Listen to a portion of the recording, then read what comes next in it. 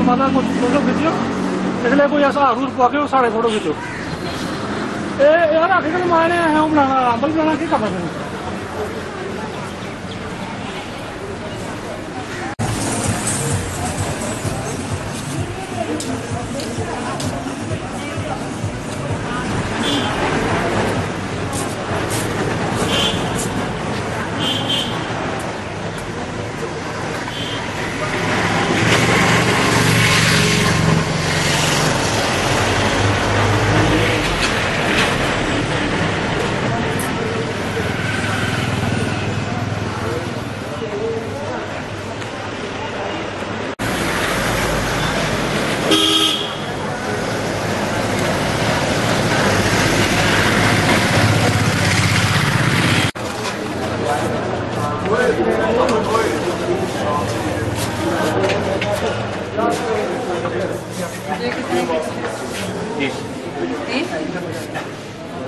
वही जो पहले छपा हुआ पूछे ना कि नया छपा है? वही पहले वाला ही ना।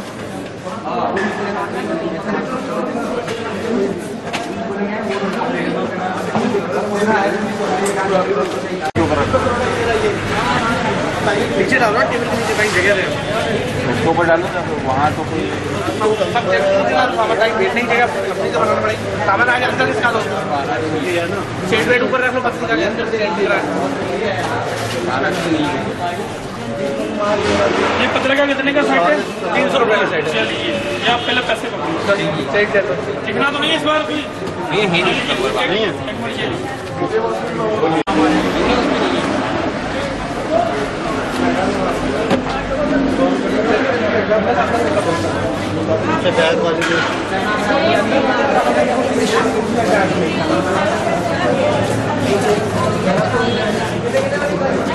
ये सीट की खोली आपने? नहीं ये देख रहा हूँ ना जो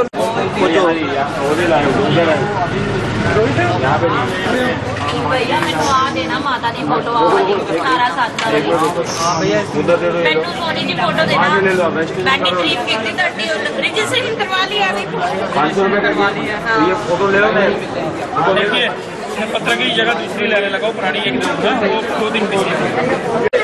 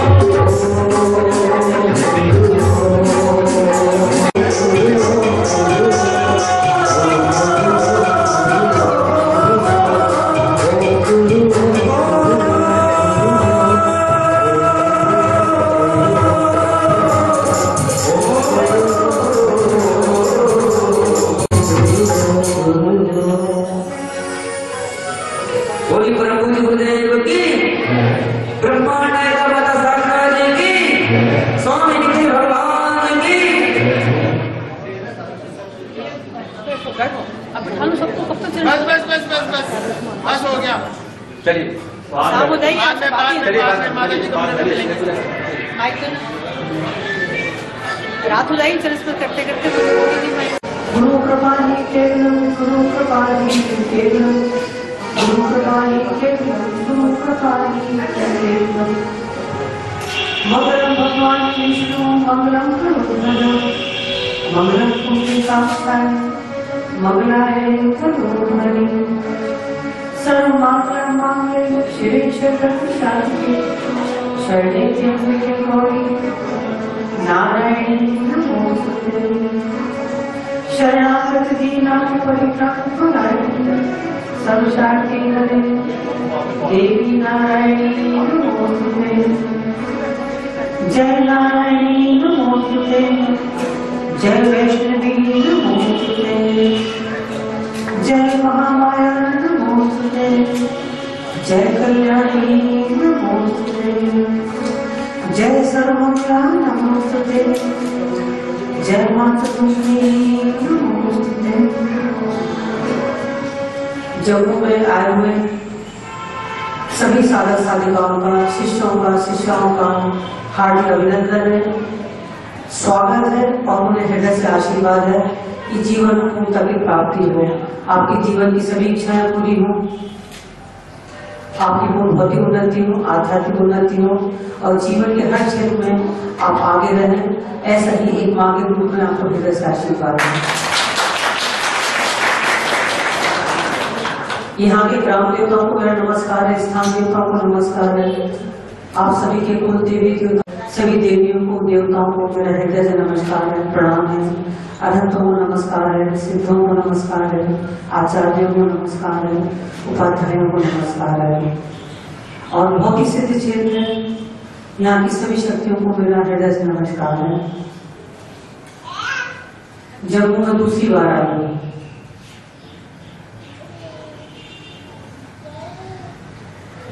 और बहुत से स्थान इतने सिद्ध होते हैं कि चुटकी होते हैं, उनमें इतना चुंबक होता है कि बार बार वहां आने का मन करता है, खींचता है विश्वास से, बुलाता है कोई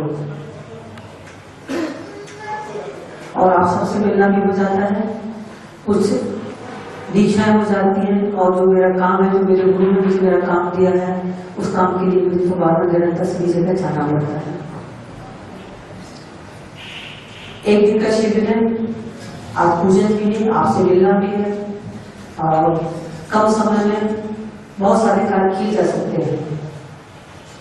मुकामा देवी का पूजन कराएंगे तो यह अनुष्ठान जीवन में बहुत जरूरी है। इस जीवन में असीम संपत्ति की असीम, आपको बहुत सारे शास्त्र पढ़ने आ गए, बहुत अच्छी संस्कृत बोलना आ गई, बहुत अच्छी अंग्रेजी आ गई, आना चाहिए, ऐसी बात नहीं कि नहीं आना चाहिए, पर ये ज्ञान नहीं है। ज्ञान का मतलब विद्या, एक विद्या आ जाए, एक समझदारी आ जाए, एक प्रज्ञा आ जाए, एक जीवन को जीने की बहुत अच्छी कला आ जाए। जीवन तो सबका है, जीवन तो पशुओं का भी जीवन, पशु भी जीवन जीते हैं, पेड़ पौधे भी जीवन जीते हैं, हम भी जीवन जीते हैं,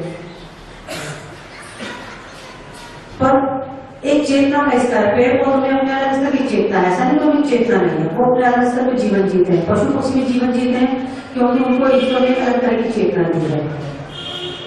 मनुष्य जीवन एक ऐसा जीवन है जिसको सर्वाधिक चेतना दी है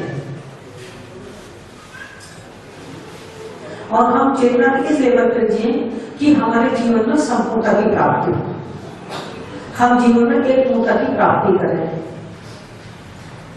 हमारे अंदर एक जीवन जीने की कला है। छोटी छोटी बातें हैं, बहुत बड़ी बड़ी बातों में बहुत बड़ी बड़ी बातें करूंगी नहीं, छोटी छोटी सी बातें जिनको समझना बहुत जरूरी है। या हम सोचते हैं कि हम सन्यासी बन जाए। मैंने बहुत सारे शिष्यों को देखा, वो जीवन के क्षेत्र में जब वो कमा नहीं पाते, नौकरी नहीं कर पाते हैं या जीवन के बाद बहुत सारे कर्ज हो जाते हैं तो सोचते हैं हम सन्यासी बन जाए, अब हिमालय में चले जाए। या थोड़ा पैसा आ जाता है तो बहुत ज्यादा सांसारिक हो जाते हैं, सोचते हैं हम बहुत ज्यादा सांसारिक बन जाए। पर जो आध्यात्मिक व्यक्ति होता है, प्रज्ञावान होता है, वो जीवन के हर क्षेत्र में, चाहे उस पर बहुत पैसा रहे या जीवन की किसी भी कठिनाइयों में, वो हमेशा मध्य मार्ग में रहता है। आप संन्यास लेके भी करोगे, आप चले जाओ हिमालय में, वहां जाओ तो दिन में भूख सताएगी, दिन में सब भूल जाओगे भगवान का नाम। आप रोटी की चिंता करोगे कि सुबह मिलेगा कैसे मिलेगा, दोपहर में कैसे मिलेगा, तो शाम को कैसे मिलेगा। सिर्फ दिन भर रोटी की चिंता ही सताती रहती है सन्यासियों को। मैं बहुत सारे सन्यासियों से मिलती हूँ, जब भिक्षा मांगते हैं उनको सिर्फ रोटी के अलावा कुछ नहीं आता, रोटी कैसे मिलेगी, उनको पेट की चिंता होती है। और जो संसार में जाते हैं बस उनको ऐश्वर्य की, माया की, इस चीज में डूब जाते हैं। मध्य में रहो, मध्य मार्ग सबसे अच्छा मार्ग। एक प्रज्ञा मत रखी, मध्य ना वो संन्यास में लेता है ना वो संसार में जाता है, वो सब कुछ होते हुए भी ऐसे जीता है जैसे कमल।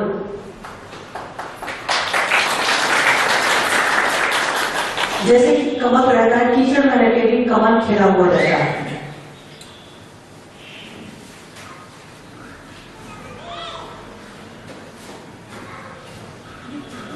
या तो अति भोजन करते हैं, खूब खाते हैं, ठूस से खाते हैं, एकदम धावा बोल देते हैं वो खाने के ऊपर, या हम भूखे रहते हैं उपवास करते हैं। दोनों चीजें गलत है। एक प्रज्ञावान व्यक्ति भोजन को ऐसे लेता है आहार की तरह कि हम अपना आहार कैसे लें, ना ठूस से खाने की जरूरत है, ना खाने पे धावा बोलने की जरूरत है, ना उपवास करने की जरूरत है। आहार लेता है, जो चीज भी अंदर ग्रहण करते हैं वो हमारा आहार होता है। सिर्फ आपका भोजन ही आपका आहार नहीं है, आप जो कुछ देखते हैं वो भी आपका आहार है, आप जो कुछ सुनते हैं वो भी आपका आहार है, क्योंकि उसको भी आपने अंदर लिया, अंदर ग्रहण किया। और जो भी चीज आपके अंदर जाती है वो आपका आहार होता है। हम कुछ भी देखते हैं, हम कुछ भी बोलते हैं, और देवटी ऐसा में किसी की बुराई नहीं करेंगे। देवटी भी देखते हैं, मेरी बहुत अच्छी अच्छा प्रेग्नेंट रहती है, फिर जो हॉर्लिक्स को देखती है, मार काट देती है। आप वास्तव जीवन में नहीं करते, पर आप टीवी में देखते हैं, कुछ अंश वो आपके अंदर जाता है। आप भले वो नहीं कर रहे हैं, वो करते, और जो करते आप देखते हैं, उसको सुनते हो कि कुछ संवेदनाएं आपके अंदर जाती हैं। आप जो कुछ भी सुनते हैं, आप जो कुछ भी पढ़ते हैं, आप गलत भी पढ़ते हैं, गलत भी सुनते हैं, आप भले गलत नहीं करते, पर कुछ संवेदनाएं, कुछ फ्रिक्वेंसी वो आपके अंदर जाती है, वो आपका आहार है। एक प्रज्ञावान व्यक्ति अपने आहार को निश्चित कर लेता है कि कौन सी चीज अंदर डालना है। आपका आहार ऐसा होना चाहिए जो आपके जीवन में सहायक हो, आपके भौतिक जीवन में सहायक हो, आपके आध्यात्मिक जीवन में सहायक हो, आपके पारिवारिक जीवन में सहायक हो। क्योंकि जो योगी होता है, अंदर योगी होता है, वही स्वस्थ रहता है। भोगी रहता है, मतलब पीताम्बर हो गया, ब्लड प्रेशर है, डायबिटीज है, ये बीमारी है, वो बीमारी, बहुत सारी बीमारी है, तो भोगियों को बीमारी होती है क्योंकि वो अपना आहार निश्चित नहीं कर पाते कि उनको क्या खाना चाहिए, क्या नहीं खाना चाहिए, क्या देखना चाहिए, क्या बोलना चाहिए, क्या सुनना चाहिए, कैसा जीवन जीना चाहिए। और जब जीवन जीने की कला आ जाती है तो वो व्यक्ति जीवन के हर क्षेत्र में आगे रहता है, उसका आहार बहुत अच्छा रहता है।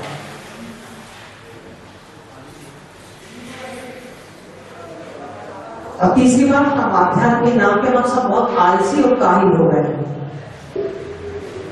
अजगर करेगा चाकरी, पंछी करेगा काम, दास बनूंगा कह गए, सबको राखे राम। बस भगवान जैसा लगेगा, हम भाग्य मनुष्य हो गए, जैसा भगवान चाहेगा वैसा हो जाएगा। हम भगवान के कंधे में बंदूक रख के चलाते रहते हैं और आलसी हो गए कि कर्म की बुराई की, हम कर्म नहीं करते। और आध्यात्म के नाम पे लोग सन्यासी हो गए हैं, अध्यात्म के नाम पे लोग आलसी हो गए हैं और पड़े रहते हैं, सिर्फ भाग्य भरोसे जीवन जीते रहते हैं, जो कि बिल्कुल गलत है। कृष्ण ने कर्म की बुराई की, कृष्ण ने कहा कर्म करो पर अपने ऊपर मत लो, किसी बात को समझो, क्योंकि गीता को समझने के लिए कृष्ण के जैसा चित्त चाहिए।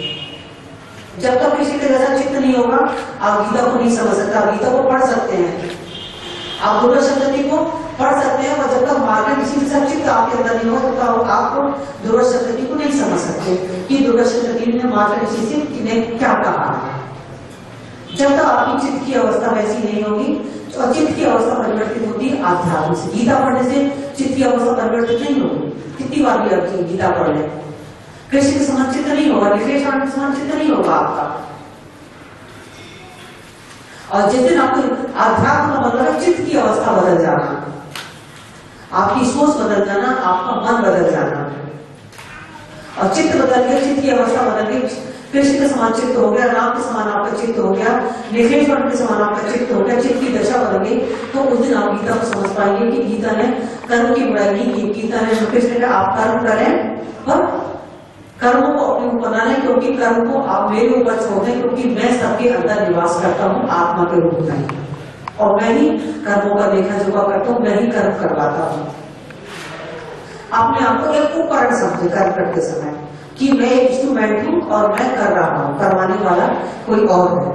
पर कर्म की बुराई नहीं कि हम आलसी हो जाए, इसलिए हमारे भारत के लोग आलसी हो गए, क्योंकि उन्होंने कर्म को नहीं समझा। कौन कर्म करे?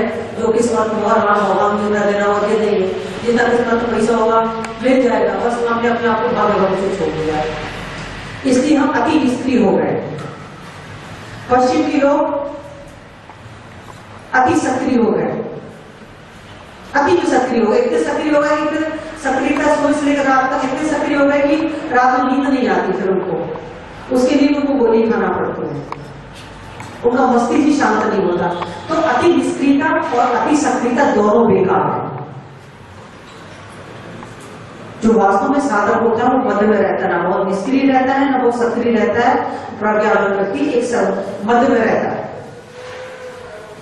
कि जब चाहे हम कर्म भी कर लें, हम जब चाहे साधना ध्यान भी कर लें, हम चाहे तो समाधि में भी आ जाए, समाधि की आग उठ के ध्यान सुन के फिर सक्रियता के साथ कर्म कर लें, एक मध्यम मार्ग। ऐसा नहीं कि अति में निष्क्रिय हो गए या अति में सक्रिय हो गए, दोनों चीजें बेकार।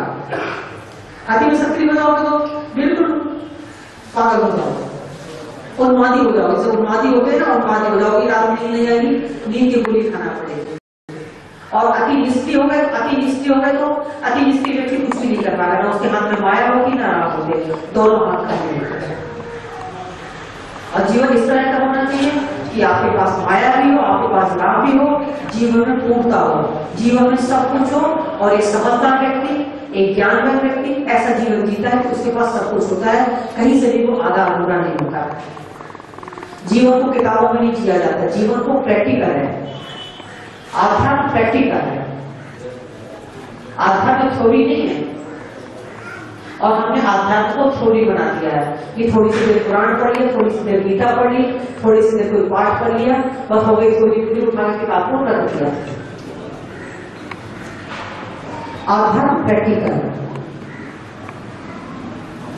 जो कुछ भी करेंगे प्रैक्टिकल करेंगे, उसका प्रभाव हमारे चित्त पर हो, हमारे मन पर हो, और हम जीवन के में ऐसे रहें जैसे कीचड़ में कमल होता है।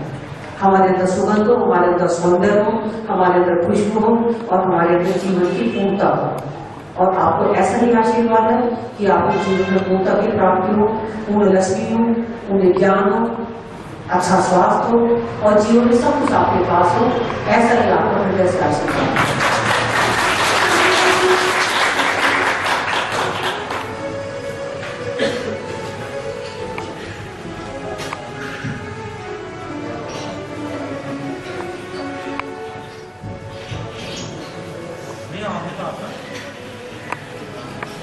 नए दीक्षा के थे तो प्रथम बार दीक्षा लेना चाहते हैं, और होता रहता है।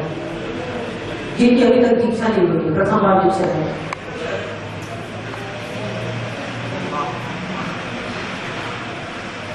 क्योंकि जब वो नई जगह है, दीक्षा आपकी हो जाएगी। दीक्षा लेने के बहुत सारे लाभ हैं। दीक्षा के बाद ही जीवन में जो कुछ परिवर्तन आता है, दीक्षा के बाद ही आता है। और जो भी साधक है जिनके अंदर परिवर्तन आता है, मैं भी एक दिन आपकी तरह ऐसे ही बैठी थी जैसे आप लोग बैठे हैं। पूरी केमिस्ट्री बदल जाती, सब कुछ बदल जाता है। क्योंकि दीक्षा का मतलब है जब आप पैदा होते हैं तो प्राण लेके पैदा होते हैं, आपके अंदर प्राण है, प्राण शब्द होते हैं। प्राण तत्व होता है आपके शरीर में, और गुरु तत्व भी होता है। पर प्राण तत्व का और गुरु तत्व का समायोजन हो जाना, आपके प्राण और गुरु तत्व मिल जाए, क्योंकि गुरु तत्व भी आपके पास है। ऐसा नहीं कि वो मेरे पास है, ऐसा तो पूरा गुरु मेरे पास, आपके पास भी गुरु है। और जो लोग नीचे बैठे हैं सबके पास गुरु होता है, और सबके पास प्राण तत्व भी होते हैं, पर समायोजन नहीं होता। दूर दूर रहते हैं, अलग अलग रहते हैं, बिखरे बिखरे रहते हैं। जब बच्चा माँ के पेट में आता है तो चौथे महीने में ही प्राण आ जाते हैं। और जब बच्चा माँ के पेट में आता है तो दूसरे महीने ही में दूध तक आ जाता है। अगर गुरुत्व नहीं हो तो बच्चा पैदा ही नहीं हो सकता, इम्यूनिटी बन ही नहीं सकती, उसका विकास ही नहीं हो सकता, ना उसकी आंख बन सकती है, ना कान, ना सब शरीर के अंग बन सकते हैं, क्योंकि गुरुत्व के अभाव में कुछ भी बनना संभव नहीं है। दूसरे महीने में गुरुत्व आ जाता है, चौथे महीने में प्राण तत्व आते हैं, प्राण आने से पहले गुरुत्व आ जाता है। पर जब शक्तिपात करते हैं तो गुरु तत्व और प्राण तत्व का समायोजन हो जाता है, दोनों तत्व मिल जाते हैं और ऐसा गुरु तत्व और प्राण तत्व सबका समायोजन हो गया। ऐसा साधक की जीवन के हर क्षेत्र में, चाहे भौतिक जीवन का क्षेत्र हो, आध्यात्मिक जीवन का क्षेत्र हो, और उसकी चित्त की अवस्था बदल जाती है। कभी बात नहीं, चित्त बदल गया तो सब कुछ बदल गया, सोच आंख बदल गई तो सब कुछ बदल गया। और जो दीक्षा देता है उसका सबसे पहले धर्म क्या होता है, चित्त बदलता है। चौथा चक्र प्रथम दीक्षा में जागृत हो जाता है और उसको कभी कोई तंत्र प्रयोग नहीं होता क्योंकि वो ब्राह्मण को प्राप्ति होती है। दीक्षा के बाद भी ब्राह्मण की प्राप्ति होती है। माँ के पेट से जो भी पैदा होते हैं सभी शूद्र होते हैं, चाहे वो ब्राह्मण जात का हो, कोई भी जात का हो, माँ के पेट से जिसने भी जन्म लिया वो शूद्र होता है। और जब दूसरा जन्म होता है, दीक्षा होती है, सेकंड बर्थ होता है, उसके बाद वो ब्राह्मण की प्राप्ति होती है, उसका ब्राह्मण के समान जीवन होता है। फिर ऐसे साधक और कोई तंत्र मंत्र कितना भी बड़ा तांत्रिक मानसिक है, उसके ऊपर कोई भी विचार नहीं होता, कोई भी प्रयोग उसके ऊपर नहीं होता, ना मारण होता है, ना मोहन होता है, ना उच्चाटन होता है। और वैसे भी मारण पे उन लोगों के ऊपर होता है कि किसके गुरु से दीक्षा होती है, कोई प्रयोग नहीं होते उसके ऊपर, किसी चीज का अविचार तक होता ही नहीं। और जिसकी दीक्षा हो जाती है उसकी कभी अकाल मृत्यु नहीं होती और कभी प्रेत योनि में नहीं भटकते, वो सीधे सूर्य मंडल के साथ उनका वेतन होता है। सिर्फ दीक्षा के बहुत सारे लाभ हैं। मैं सब जगह जाती हूँ, हर गांव में जाती हूँ, बड़े बड़े शहरों में, छोटे छोटे गांव में भी जाती हूँ, क्योंकि ये मेरी ड्यूटी मेरे गुरु ने मुझे दे रखी है। एक जला हुआ दीपक है तो कोई दूसरे दीपक को जला सकता है, भले देखने में मिट्टी का हो, छोटा सा हो, वह दीपक जल रहा है तो दूसरे दीपक को जला पाएगा। अगर दीपक जल नहीं रहा है, बुझा हुआ दीपक है, भले वो सोने का है, चांदी का है, पर उसकी जोत जल नहीं रही तो दूसरे दीपक को जला नहीं सकता। मेरी बात समझ में आ रही है? आ रही कि नहीं आ रही? आपके जीवन में लक्ष्मी आए, आपका परिवार सुखी रहे और बहुत सारी बातें धीरे धीरे समझ में आती है। मेरे पुराने शिष्यों को तो मेरी हर बात समझ में आ जाती है। मैं घर में बैठ के भी बोलूँ, कुछ भी बोलूँ तो वो समझते जाते हैं, क्योंकि उनकी चित्त की अवस्था और मेरी चित्त की अवस्था एक जैसी है, कोई भेद नहीं है। पर नए लोगों को इतना समय लगता है बात को समझने में। और एक बार आपको फिर हर के आशीर्वाद देती हूँ कि आपको जीवन में पूर्णता की प्राप्ति। स्वामी विश्वेश्वर महाराज की, सर्वदेव की, हर हर महादेव, हर हर महादेव, हर हर महादेव। एक भजन सुने, इस बार मुझे का आह्वान करेंगे और मुझे जो कुछ भी करना होता है ये बैठे बैठे प्रक्षेपण के माध्यम से आपको क्लियर करते रहे। तो आप लोग शांत बैठे, आप भजन सुने, आप पूजन करें, आप कुछ भी करें, आप मेरे सामने बैठे तो मेरा तो प्रक्षेपण होता ही रहेगा। एक अच्छा भजन सुना।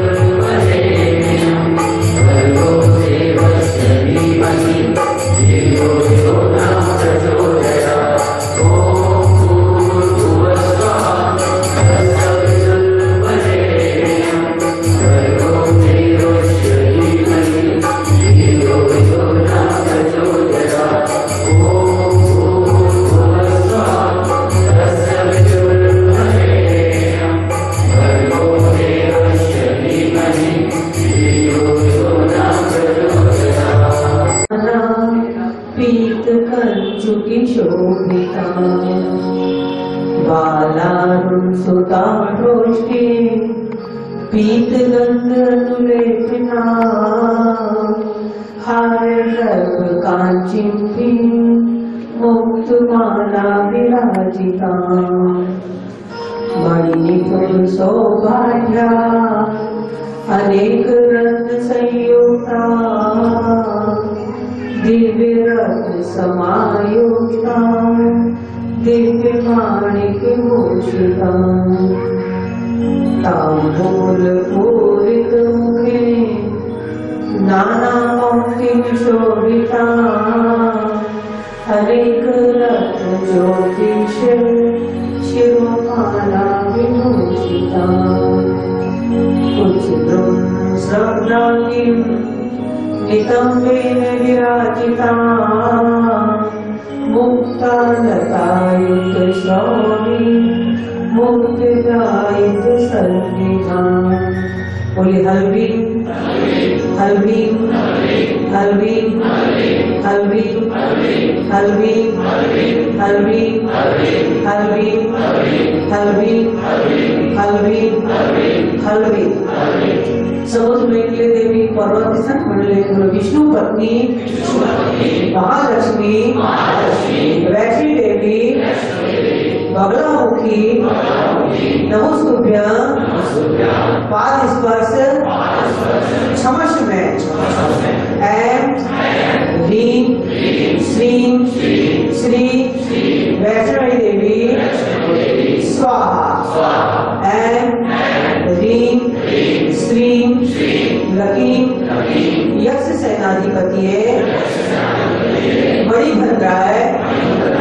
किरी किरी स्वाहा ओम सर्वतत्व वशकरी स्वाहा वशीकरण सिद्धि देही में तीन बार मानसिक जपे ऐमान तत्वाय स्वाहा ह्रीं विद्या तत्वाय स्वाहा शिव शी तत्वाय स्वाहा बोलो श्री बगलामुखी प्रीत्यर्थे वैष्णो देवी सानिध्य लक्ष्मी प्राप्त्यर्थे आरोग्य ऐश्वर्य प्राप्त्यर्थे सर्वकार्य सिद्ध्यर्थे श्री बगला तर्पण अहम करिष्ये न्यास कर लें। नारद से नमः सिर से, अनुच्छंद से नमः मुखे, श्री भगवामुखी देवताय नमः हृदय, हरि बीजाय नमः कुहे, स्वाहा सत्य नमः पाद्यो, वियोग नमः सर्वांगे, ओम हरिमुष्टाभ्यां नमः, भगवामुखी तस्नीभ्यां नमः, सदुष्टानां मधुभाभ्यां नमः, वाचमुखं पद्मष्टाभ्यां नाभिकाभ्यां नमः, जिह्वां किलकृष्णाभ्यां नमः, बुद्धिमण्डलप्रतकपृष्ठाभ्यां नमः, ओम हरि हृदयाय नमः, भगवामुखी सिर से स्वाहा, सर्वदुष्टानां शिखाय वशट, वाचा मुखं पदं स्तंभे कवचाय, जिह्वां किलनेत्राय वशट, बुद्धिमानी शस्त्राय स्वस्ति। आप हम करूँ आपको तर्पण करना। बोलो श्री बगलामुखी प्रीत्यर्थे दिव्य स्नान अहम करिष्ये। अमृतमाल्यै स्वाहा, अमृतमाल्यै स्वाहा, अमृतमाल्यै स्वाहा। अब से तर्पण। ओम हरि बगलामुखी च विद्महे दुष्टमे धीमहि तन्नः शक्ति प्रचोदयात्। सूर्य भगवान का ध्यान करें और जब में सूर्य भगवान का तर्पण करें। बगलामुखी वैष्णो देवी के सानिध्य में राम जी हंसाश्रीश्वर नमः, राम जी हंसाश्रीश्वर नमः। ओम आदित्याय विद्महे सहस्रकृताय धीमहि तन्नः सूर्य प्रचोदयात्। अब मैं मंत्र पढ़ूंगी, आपने दोनों हाथों से तर्पण करना। वैष्णो देवी का क्षेत्र है, आप अच्छे से तर्पण करेंगे, आपकी सभी इच्छाएं पूरी करेंगी भगवती। ओम हरि वस्त्र तर्पयामि नमः। ओम हरि परमानंद गुरु तर्पयामि नमः। ओम हरि दिव्य अस्त्र दातारं गुरु तर्पयामि नमः।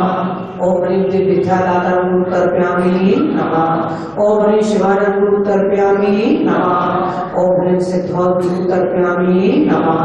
ओम हरि दिव्य गुरु तर्पयामि नमः। ओम हरि मानव गुरु तर्पयामि नमः। ओम हरि परमेष्टि गुरु तर्पयामि नमः। ओम हरि परम गुरु तर्पयामि नमः। ओम हरि स्वागुरु विशेषण तर्पयामि नमः। ओम हरि तायंवा तर्पयामि नमः। ओम हरि तोतंवा तर्पयामि नमः। ओम हरि बगलामुखी तर्पयामि नमः। ओम हरि जीवदाता पितरं तर्पयामि नमः। ओम हरि पितामह तर्पयामि नमः। ओम हरि प्रपितामह तर्पयामि नमः। ओम हरि व्रतपितामह तर्पयामि नमः। ओम हरि मातामह तर्पयामि नमः। ओम हरि प्रमातामह तर्पयामि नमः। ओम हरि व्रतमातामह तर्पयामि नमः। ओम हरि सुमुखी तर्पयामि नमः। ओम हरि भैरवी तर्पयामि नमः। ओम हरि चांचि छिन्नस्ता तर्पयामि नमः। ओम हरि ऐं क्लीं सौः बाला तर्पयामि नमः। ओम हरि मार्गशीर्ष तर्पयामि नमः। ओम हरि दुर्गा तर्पयामि नमः।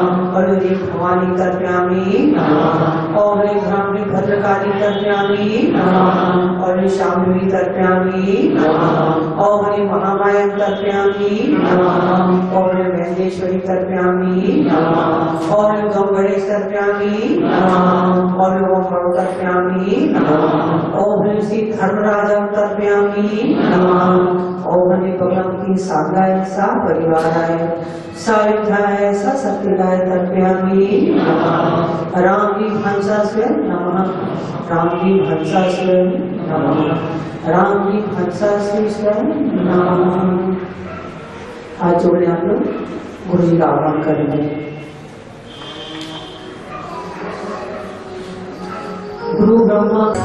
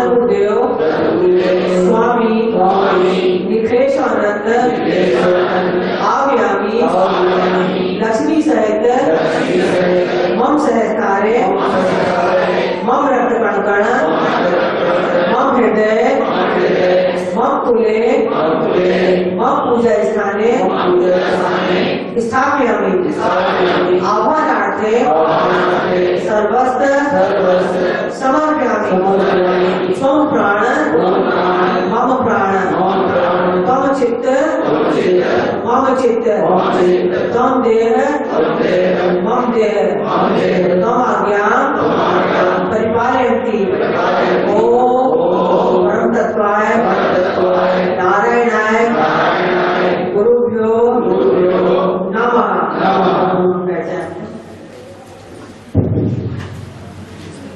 अब एक ढंग का वचन सुनाना, रोते रोते वचन भगवती का वचन सुनाना, इसके बाद पूजन शुरू करेंगे।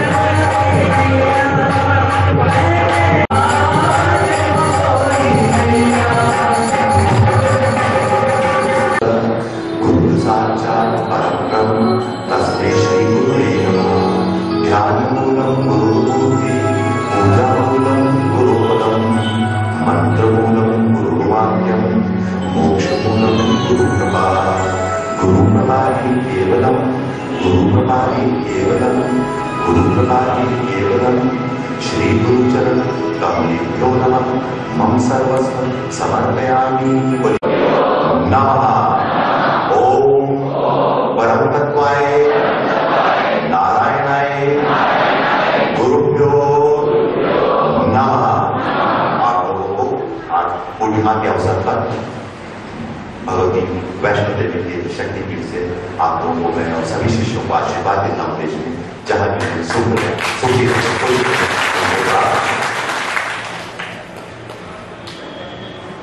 अध्यात्म एक चीज है।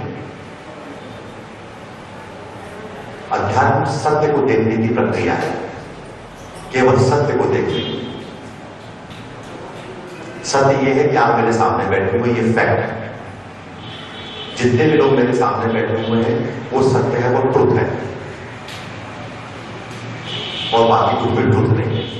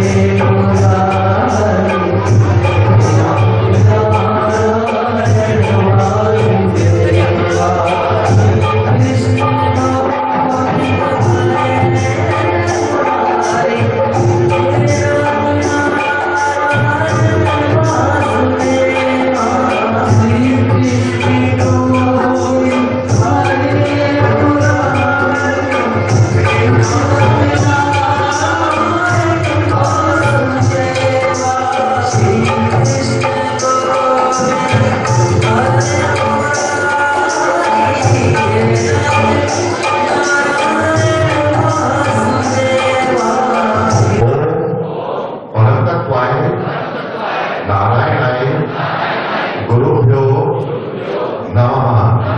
ओम ह्रीं मम प्राणेन रोम प्रतिरोम चैतन्य जागृत ह्रीं ओम नमः।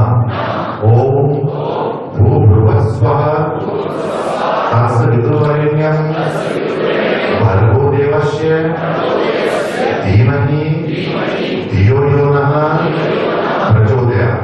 जो कुछ होता है गुरु मंत्र से ही होता है, गुरु मंत्र से बढ़ के कोई मंत्र नहीं होता है। और इस समस्त गुरुओं का मंत्र होता है। ब्रह्मांड में जो भी गुरु शक्ति है इस मंत्र के द्वारा वो आपकी तरफ आकर्षित होती है, उसका मैग्नेट है। आप लोग गुरु मंत्र जाप लेते हमेशा हर हाथ में करते रहिए, ऐसा ही होना आशीर्वाद है।